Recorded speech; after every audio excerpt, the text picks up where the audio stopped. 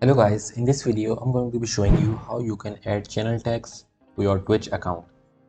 So here you can see that I am on the home page of my Twitch. So if you want to add text, for that you need to click on your profile on the top right and then go to creator dashboard. Here you need to go to stream manager and then click on edit stream info. So after clicking it, a pop-up will appear. Here you can see a title. Here you can add a title. So you can edit a notification. You can choose a category, which means which game are you playing. If you are playing Minecraft, click on Minecraft, and then here is where you can add your tags. So Twitch doesn't do a good job in promoting new streamers, so if you are a new streamer, adding tags can give you a little edge among other small streamers. So if you add tags, you might get promoted.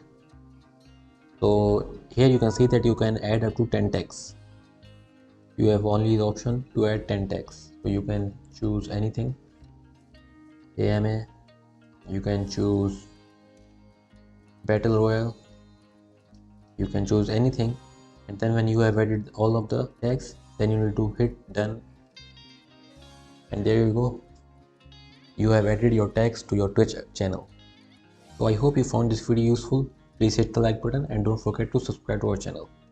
Thank you for watching.